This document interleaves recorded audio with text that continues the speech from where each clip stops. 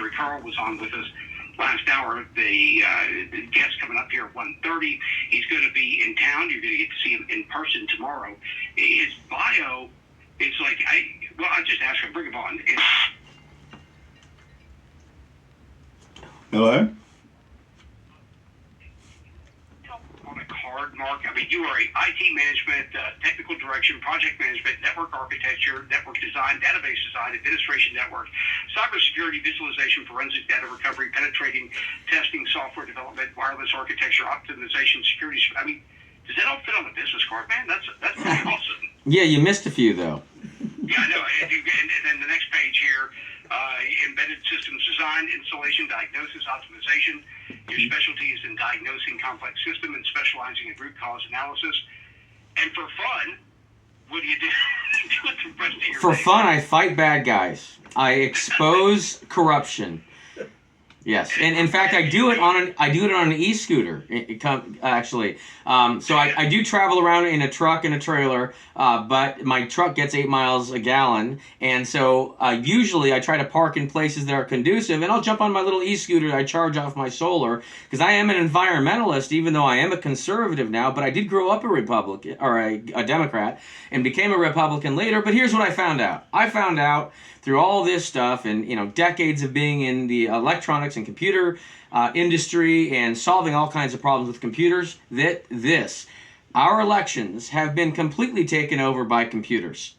And the system's been designed by bad actors, unfortunately, to be able to put on this illusion, and they call it an election, but I call it an illusion. And their goal is to subtly and covertly manipulate the results in a way that we can't see it, so that everything looks believable to the rest of us. And some places are worse than others. You guys might be a bit safer here in Alabama, but they'll come get you. And my intention here, the reason I'm in this state, I don't want you guys to go down. I don't want you guys to be a target of this corruption, because once that corruption makes it into your state, there's no getting it out easily. And I came from Colorado, where the corruption is all the way through Colorado. And we used to be a very different state before the computerized voting systems and the mail-in ballots and the early voting. And when all that showed up, our entire state changed drastically, 180 degrees.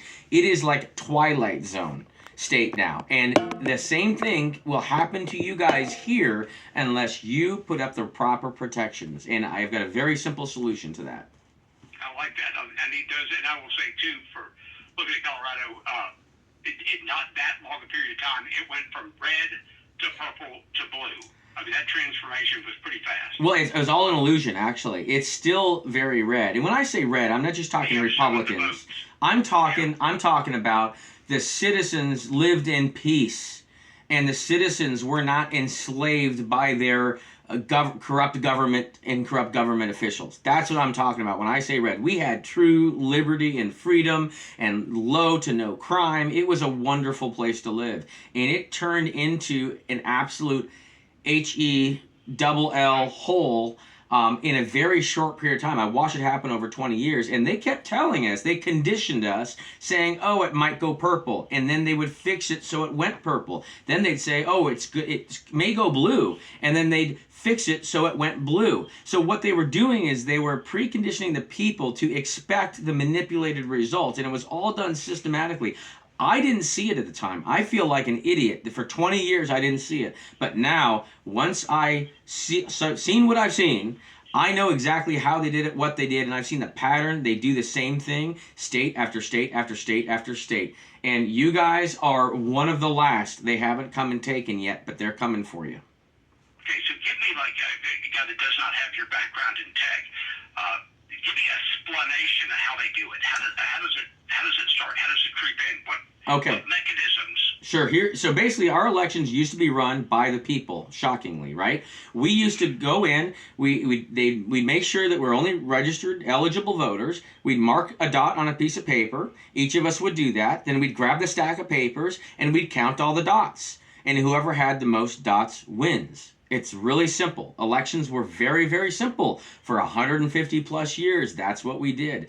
And what happened is a group of people that said, if we want to take control of everything, we just can't take it from the citizens because they'll have a problem with that. But what if we create an electronic system to subvert their elections, and we'll market it, we'll sell it to them under the guise of safety and security and speed, and you can just sit on your butt and it'll do it for you type of thing.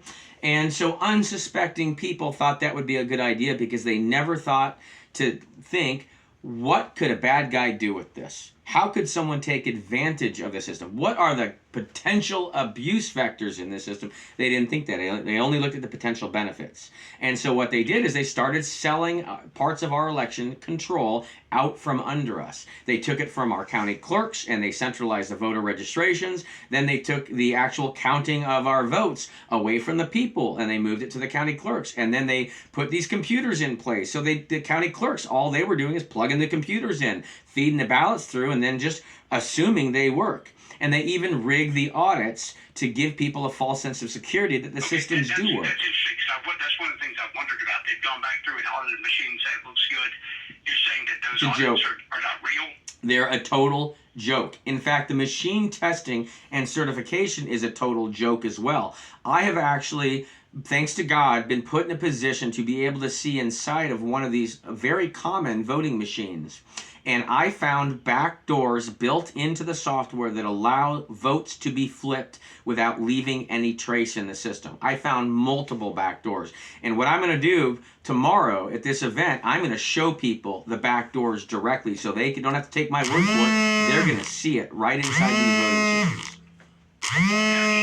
This is in 10:30 tomorrow at Hillspring Baptist Church, Jordan. Taking a look at this, who is the they in this? Because I do wonder, is it, Democrat Party or somebody on the left that decided to put this in, or is it somebody who is agnostic and sells this to the parties, right? I mean, who's doing this? Who designed this? It's D, all of the above. So that's who's using it, D, all of the above. Anyone that knows how to manipulate this system, which is a total Swiss cheese system. So there's holes everywhere, and as long as you know how to exploit one or more holes, you can manipulate the results. But the people that actually architected this are those that like to control massive amounts of power, logistics, energy worldwide. These are the trillionaires and above that designed this ecosystem of electronic voting. And anyone that's corrupt wants to have a very vulnerable election system so they can exploit the areas of it that they have access to.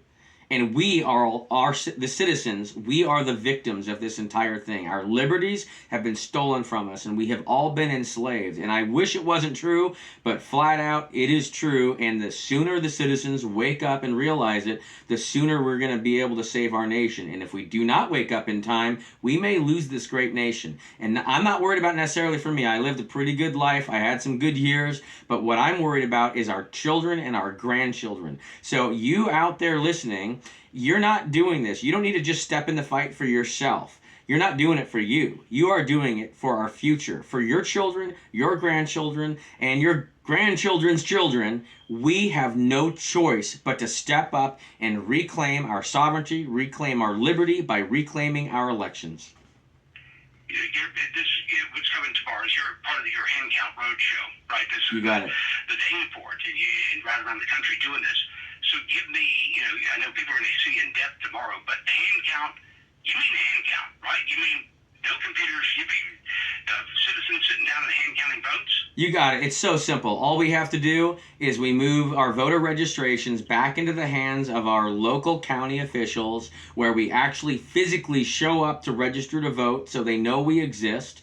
We sign our name on a voter registration card. They keep it by precinct. On election day, we go down. They got paper poll books all printed out with all the names that are registered to vote from the voter registration cards. The cards are there too. We sign the paper poll book. They compare our first signature on the voter registration card with the signature that we just made in the poll book. If that checks out and our ID checks out, we're given a ballot. We fill the ballot out. We drop it in a box. At the end of the day, the box gets opened. You batch the ballots. You run 25. Each set's of 25 as a batch. You run 25 right through a dumb scanner that just makes a PDF. It takes a picture of all the ballots. That's all it does. And then a camera overhead that watches the entire hand count process. We, the people, count our own votes. It's amazing.